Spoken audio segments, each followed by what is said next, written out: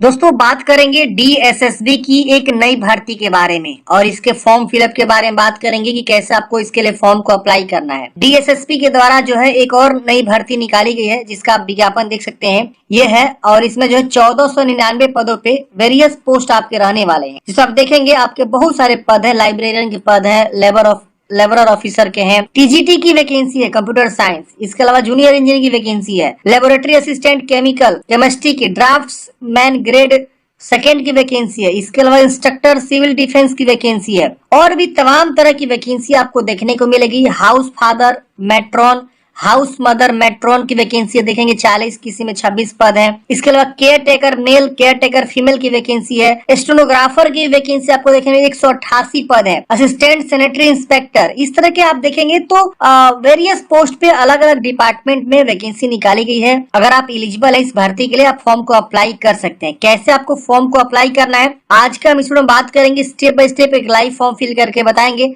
ताकि आपको form fill करने में किसी प्रकार की मिस्टेक ना हो और आप इस वैकेंसी के लिए फॉर्म को अप्लाई कर सके इजिली।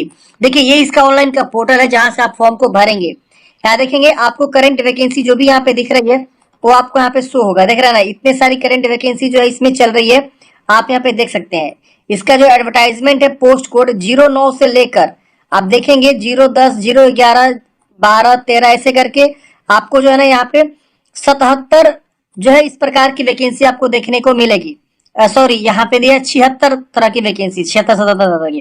तो ये 76-77 तरह की वैकेंसी आप यहाँ पे देखेंगे इसमें नोटिफिकेशन में निकाला गया है। आप यहाँ 1499 पदों भर्ती को आवेदन दे सकती हैं। चलिए जानते हैं कैसे आपको फॉर्म को भरना है और सबका यहाँ पे डिटेल नोटिफिकेशन आ चुका है। एक बार फॉर्म भरने से पहले अब जानकारी को जरूर पढ़ लीजिएगा। चलिए हमने ओवरऑल जानकारी बता दिया कि क्या कैसे करना है। अब समझते हैं कि कैसे फॉर्म भरना है। अब देखिए फॉर्म भरने के लिए आपको पहले एक नया रजिस्ट्रेशन करना होगा। इससे पहले अगर आप डीएसएसबी का और भी कोई वैकेंसी के लिए फॉर्म भर चुके हैं, जैसे अभी बहुत सारी वैकेंसी इसी साल में आई, बहुत सारी वैकेंसी का आवेदन आप लोगों ने किया जिसमें क्लर्क था, असिस्टेंट की वैकेंसी थी और भी बहुत सारी वैकेंसी थी, अकाउंटेंट वगैरह की, पीजीटी टीजीटी की वैकेंसी थी।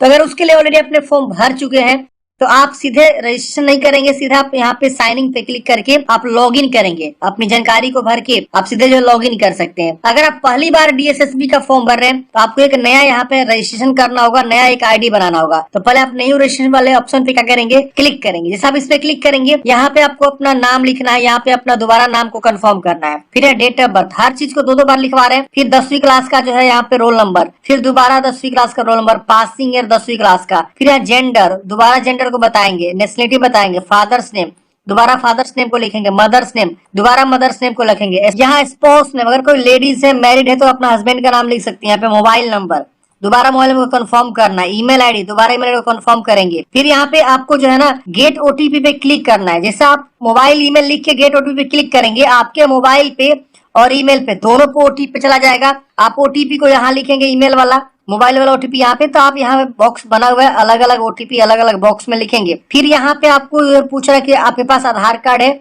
यस करेंगे, आधार नंबर लिखेंगे, दोबारा आधार नंबर को कंफर्म करेंगे। आधार पे जिस तरह से नाम है उसको आप यहाँ पे दे सकते हैं। एक पासवर्ड आप बना लीजिएगा, जैसे वैसा आप पासवर्ड बना लीजिएगा। ये पासवर्ड हमेशा यूज होगा जब भी आप लॉग इन करेंगे, तो ठीक है ना। तो ये पासवर्ड आपको बनाना है यहाँ पे और कम से कम 8 कैरेक्टर का होना चाहिए। ए से जेड और 0 से 9 ऐसे अपर केस लोअर केस वगैरह यूज करते हैं। आप पासवर्ड को कंफर्म करेंगे। अगर आपके पास आधार कार्ड नहीं है तो आप इसे नो करेंगे। तो यहाँ पे आपको अलग आईडी प्रूफ एक देना होगा, कोई एक आईडी प्रूफ इसमें से चुनाव करेंगे, उसकी आईडी संख्या लिखेंगे, उस पे क्या नाम है वो लिखेंगे और उसका प्रूफ यहाँ पे अटैच कर देंगे आईडी प्रूफ को। आपके पास आधार कार्ड है तो मैं कहूंगा आधार कार्ड ही आप यहाँ पे दे सकते हैं, कोई दिक्कत नहीं होने वाला है। फिर यहाँ पे आपको जो अंडरटेकिंग करना है, इसको डिक्लेयर करना है, रिव्यू पे क्लिक करके देखना। अगर सब चीज सही है तो कोई दिक्कत नहीं है, अगर गलती है तो सबमिट मत करिएगा, एडिट करिएगा पहले। अगर कुछ भी गलती नहीं तो आप यहाँ पे फॉर्म को सबमिट कर देंगे। फॉर्म सबमिट करते हैं फ्रेंड्स आपका इस प्रकार से रजिस्ट्रेशन सक्सेसफुल लिख देगा। आपको यहाँ पे रजिस्टर नंबर वगैरह मिल जाता है और आपको बोला जाता है प्रोसीड करिए। अब क्या करेंगे, आप यहाँ पे जो है प्रोसीड वाले ऑप्शन पे क्लिक करेंगे। प्रोसीड करते हैं फ्रेंड्स आपका लॉगिन पेज ओपन होगा। यहाँ पे अपना date of birth, roll number, 10वीं क्लास का, फिर पासिंग ईयर, जो आपने पासवर्ड बनाया था वो पासवर्ड कैप्चा कोड भर के आपको यहाँ पे लॉगिन वाले ऑप्शन पे क्लिक करेंगे तो आपका डैशबोर्ड यहाँ पे ओपन हो जाएगा। लॉगिन करते हैं फ्रेंड्स इस प्रकार से आप देखेंगे आपका रजिस्ट्रेशन का जानकारी शो होता है। अगर आप इसमें कुछ भी मॉडिफाई करना चाहते हैं तो मॉडिफाई कर लीजिएगा। नई गलती है तो आप यहाँ पे क्या करेंगे, अप्लाई फॉर न्यू एप्लीकेशन का ऑप्शन मिलेगा, आप इस पे क्लिक करेंगे। अब यहाँ देखेंगे जितनी वैकेंसी चल रही है सारा वैकेंसी यहाँ पे आपको जो है शो करेगा। सबसे खास बात यह है फ्रेंड्स कि इस भर्ती का फॉर्म भरने के लिए आपको मात्र 100 रुपए एप्लीकेशन फी देने होते हैं। मतलब क्या कि जनरल को, ओबीसी को, ईडब्ल्यूएस को 100 रुपए, बाकी सबको जो यहाँ पे एप्लीकेशन फी माफ होता है। SC ST को, फीमेल को, इन सबको जो एप्लीकेशन फी माफ होता है। अब देखेंगे आप जिस भी पद के लिए आवेदन देना चाहते हैं उसके सामने आपको अप्लाई का बटन मिलेगा, उसके सामने आप अप्लाई वाले बटन पे क्लिक करके क्या करेंगे, फॉर्म को अप्लाई करेंगे। तो ये सारे पद यहाँ पे आपको शो करेंगे। अब एक बार मैं आपको रिकमेंड करूंगा कि फॉर्म भरने से पहले आप एक बार जो है फुल नोटिफिकेशन को जरूर रीड करेंगे। इससे क्या होगा, आपको बहुत सारी इन्फॉर्मेशन पता चलेगी कि किस पद के लिए क्या क्वालिफिकेशन है। इसमें 74 तरह की वैकेंसी है। अब सबके बारे में अगर बताने हम लगू तो बहुत ज्यादा समय निकल जाएगा, आधे घंटे हो जाएंगे इस वीडियो का पूरा टाइमिंग। तो आपसे मैं रिक्वेस्ट करूंगा कि आप एक बार नोटिफिकेशन को पढ़ें और एक बार जाने की इस भर्ती के लिए फॉर्म भरने के लिए क्या क्वालिफिकेशन है, कैसे आपको जो है इसमें जॉब मिलेगा। जैसे मान लीजिए आप देखना चाहते हैं, यहाँ पे देखिए इस पद के लिए तो यहाँ पे पोस्ट कोड दिया हुआ है। यहाँ पे डेंटल मैकेनिक की पद है, इसमें देखेंगे आपको बताया गया मैट्रिक पास होने चाहिए और आपके पास यहाँ पे एसेंशियल क्वालिफिकेशन में क्या बोला गया। तो आप एक बार ऐसे जो है आप नोटिफिकेशन को जरूर पढ़ें और एक बार देखें कि किस पद के लिए क्या यहाँ पे जो है क्वालिफिकेशन बोला गया है। उसके बाद ही आप यहाँ से पोस्ट की सिलेक्शन करें। आप चाहे मल्टीपल के आवेदन देना चाहे तो मल्टीपल के लिए भी आवेदन दे सकते हैं। जैसे मान लीजिए हम जो यहाँ पे 3 पद के लिए एलिजिबल हैं। जैसे हम यहाँ पे मान लीजिए केयर टेकर के लिए आवेदन देना चाहते हैं तो हम यहाँ पे केयर टेकर पे अप्लाई पे क्लिक करके पहले इसका फॉर्म कंप्लीट कर लेंगे। फिर हम मान लीजिए एलिजिबल है हाउस फादर के लिए तो हम हाउस फादर के लिए आवेदन दे सकते हैं। अगर हम मान लीजिए यहाँ पे एलिजिबल है वेल्डर के लिए तो वेल्डर के लिए भी अप्लाई कर सकते हैं। तो हम मल्टीपल पोस्ट के लिए फॉर्म भर सकते हैं, कोई दिक्कत नहीं होने वाला है। कैंटीन अटेंडेंट के लिए भी एलिजिबल है, उसके लिए अप्लाई कर सकते हैं। स्टोर कीपर के लिए एलिजिबल है, हम उसके लिए भी अप्लाई कर सकते हैं। तो पहले एक फॉर्म को कंप्लीट करिए, उसके बाद आप दूसरे के लिए अप्लाई करिए। आपका एक बार आईडी यहाँ पे बन गया ना, आप लॉग इन करिए और सीधे अप्लाई करिए जिस भी पद के लिए अप्लाई करना चाहते हैं। चलिए हम यहाँ पे जो है ना एक पद के लिए अप्लाई करके दिखाते हैं, स्टेनोग्राफी के लिए। तो हम यहाँ पे जो है स्टेनोग्राफी के लिए फॉर्म भरेंगे, उसके सामने जो है हमारा जो है अप्लाई का ऑप्शन यहाँ देखिए इस तरह से ऑप्शन मिल के आएगा। हम इसके सामने अप्लाई वाले बटन पे क्या करेंगे, क्लिक करेंगे। आप जिस भी पद के लिए फॉर्म भरना चाहते हैं उस पद के सामने आपको अप्लाई वाले बटन पे जो है क्या करना है, क्लिक कर देना है। अब यहाँ पे देखेंगे इस प्रकार से आपका जो है पोस्ट का नाम शो करेगा कि आप कौन से पोस्ट के लिए अप्लाई करना स्टार्ट कर दिए हैं। यहाँ पे अब आपको जो है अपना परमानेंट एड्रेस और प्रेजेंट एड्रेस दोनों यहाँ पे आपको लिखना है पिन कोड के साथ। तो प्रॉपर एड्रेस अच्छे से सही जानकारी यहाँ पे आप जो है लिखेंगे, जो भी आपका प्रॉपर एड्रेस है। उसके बाद से यहाँ पे आपको आएगा कैटेगरी चूज करने के लिए, आप किस कैटेगरी से बिलोंग करते हैं, जनरल है, ओबीसी है, SC ST, किस कैटेगरी से आप आते हैं। यहाँ पे आप अपना जो है कैटेगरी का चुनाव करेंगे। मान लीजिए आप यहाँ पे जो है जनरल से आते हैं तो जनरल चूज करिएगा। तो यहाँ पे आपको बताना होगा अगर इस तरह के कोई भी सब कैटेगरी से आते हैं तो आप यहाँ से चुनाव करेंगे, वरना इसे छोड़ेंगे। अगर मान लीजिए आप ओबीसी से आएंगे तो ओबीसी चूज करेंगे। तो यहाँ पे आपको इस प्रकार से पूछेगा कि आप दिल्ली के निवासी हैं, ओबीसी से बिलोंग करते हैं तो दिल्ली चूज करेंगे। अगर आप जो है दिल्ली के निवासी नहीं है, किसी दूसरे राज्य से बिलोंग करते हैं और आप ओबीसी से आते हैं तो इसको आप चूज करेंगे। तो इस तरह से बोलेगा Delhi outside is not eligible category for reservation. मतलब क्या कि आप जो है कैटेगरी रिजर्वेशन के लिए एलिजिबल नहीं है। फॉर्म तो भर ही सकते हैं लेकिन आपको कैटेगरी में जो रिजर्वेशन मिलता है ओबीसी वाला वो आपको नहीं मिलेगा। क्यों नहीं मिलेगा? क्योंकि आप आउटसाइड दिल्ली है। तो इस तरह से आपको चुनाव कर लेना है। अब यहाँ पे आउटसाइड दिल्ली है फिर भी आपको यहाँ पे अपना जाति सर्टिफिकेट, यहाँ पे ओबीसी जो होता है वो आपको देना होगा। इशूइंग डेट, आप किस राज्य से आपने बनवाया अपना जाति, और उसके बाद से यहाँ पे आपको जो है सर्टिफिकेट इशूइंग अथॉरिटी, मतलब circle officer, revenue officer, district magistrate, किसके द्वारा आपने जो है वो जाति सर्टिफिकेट बनवाया हुआ उसका नाम यहाँ लिख देंगे। तो इस तरह से आपको बताना है। अगर आप SC ST से आएंगे तो उसके अकॉर्डिंग यहाँ पे आपको जो जानकारी यहाँ पे आपको देना होगा, SC ST की जानकारी यहाँ पे आपको देना होगा। ईडब्ल्यू से आएंगे तो ईडब्ल्यू का यहाँ पे जानकारी आपको देना होगा।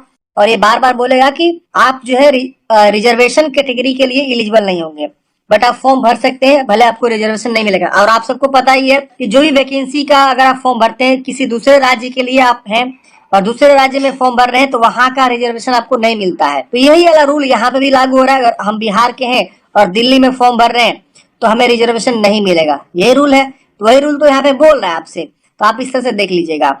अब यहाँ पे आपको किसी बोर्ड के द्वारा डिपार्टेड किया गया तो यस करेंगे वरना नो करेंगे। फिर इसको डिक्लेयर करके सेव एंड नेक्स्ट कर देना है। अब अगले स्टेप में यहाँ पे आप देखेंगे तो आपको फोटोग्राफ अपलोड करनी है। यहाँ पे पोस्ट कार्ड साइज फोटोग्राफ बोला गया है। पोस्ट कार्ड होता है क्या है देखिए समझिए, पहले आप समझिएगा तो आपको समझ में आएगा। 5x7 इंच का हाइट और विड्थ बोला गया है, यानी पोस्ट कार्ड का जो साइज है वो इतना इंच का होना चाहिए, वो मतलब बड़ा साइज होना चाहिए। तो फोटोग्राफ आप जाएंगे कहीं भी खिंचवाने तो आपको बोलना होगा कि पोस्ट कार्ड साइज का हमको फोटोग्राफ चाहिए, तो पोस्ट कार्ड साइज वाला ही फोटो आपको बना के देगा जो भी स्टूडियो वाला होगा। तो आपको वो वाला फोटोग्राफ यहाँ पे चूज करके अपलोड करना है। यहाँ पे आपको देखेंगे बताएगा किस प्रकार से आपको क्रॉप करना। अगर आपको फोटोग्राफ का रिसाइज करने में दिक्कत हो रही है, केबी सेट करने में दिक्कत हो रही है, हाइट विड्थ सेट करने में दिक्कत हो रही है, तो आप यहाँ पे क्लिक करेंगे तो ये एक थर्ड पार्टी वेबसाइट पे लेके जाएगा जहां से फ्री में अपने जो फोटोग्राफ को रिसाइज कर सकते हैं। यहाँ पे आप अपना फोटो को चूज करेंगे, जो भी आप फोटोग्राफ यहाँ से ब्राउज करेंगे, जो भी आप फोटोग्राफ को यहाँ रिसाइज करना चाहते हैं, डायमेंशन में लाना चाहते हैं, और उसको आप जब कर लेंगे तो यहाँ से आपको सेव एज कर लेना होगा, मतलब सेव करके उसे अपने कंप्यूटर में सेव करके फिर उसे आप यहाँ पे अपलोड करके यूज कर सकते हैं। तो यहाँ पे इंस्ट्रक्शन भी दिया हुआ है पिक्सल का, जेपीजी का। अब यहाँ पे आपको जो है अपना सिग्नेचर अपलोड करना है, जो भी आप सिग्नेचर करते हैं। फिर यहाँ पे आपको लेफ्ट थंब इम्प्रेशन और राइट थंब इम्प्रेशन यहाँ पे आपको अपलोड करना है। तो आपका यहाँ पे इंस्ट्रक्शन दिया हुआ है, साइज वगैरह के आप देख लीजिएगा।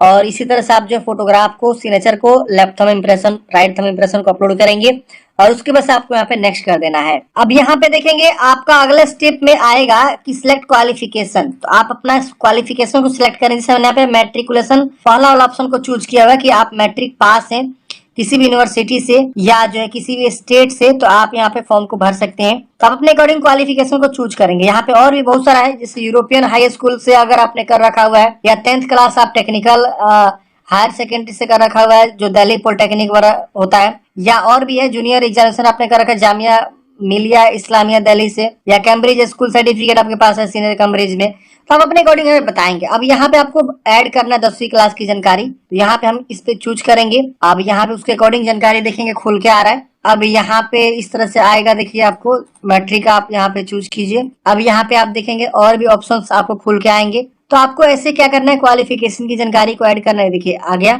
अब हम यहाँ पे थोड़ा सा स्क्रॉल डाउन करेंगे, थोड़ा छोटा कर लेते हैं, बड़ा हो गया बहुत ज्यादा। ये देखिए आ गया।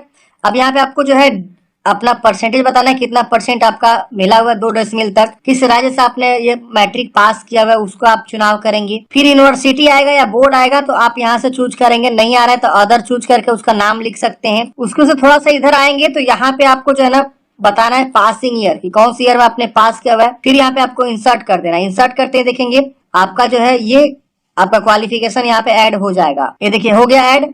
अब इसके बाद और कोई क्वालिफिकेशन ऐड करना चाहते हैं, इस पे ऐड पे क्लिक करेंगे। ऐड पे क्लिक करते हैं फ्रेंड्स। अब आपको जो है दूसरा कोई क्वालिफिकेशन आपको ऐड करना होगा, जिससे कि आप मैट्रिक को जानकारी को ऐड करेंगे, जिससे यहाँ पे देखेंगे इस प्रकार से आएगा। तो ऐसे भी आप ऐड कर सकते हैं। हालांकि ये वैकेंसी जो है सिर्फ जो है 10वीं पास पे है, तो हम इसे कैंसिल भी कर सकते हैं अगर हम चाहे तो हम इसे कैंसिल कर देते हैं। अब हम जब यहाँ पे क्वालिफिकेशन को ऐड कर लेंगे उसके बाद हम इसे क्या करेंगे, do you want to save, हम सेव कर देंगे। अब सेव होने के बाद से ये डाटा सेव हो जाएगा। ओके कर देंगे। ओके करने के बाद से अब हमको नेक्स्ट का ऑप्शन आएगा, हम नेक्स्ट पे क्लिक कर देंगे। अब नेक्स्ट पे क्लिक करते ही अब यहाँ पे आपको जो है इस तरह से पेज प्रीव्यू आ जाएगा। मतलब क्या कि आप जानकारी को वेरीफाई करें कि हाँ जो भी आपने जानकारी यहाँ पे दी सब चीज सही है। अगर इसमें कुछ भी गलती है तो आप यहाँ एडिट करेंगे हर जानकारी को, नहीं गलती है तो आप इसको डिक्लेयर करेंगे, इसको डिक्लेयर करेंगे और फाइनल सबमिट पे क्लिक करेंगे। आपका फॉर्म फाइनल सबमिट हो जाएगा।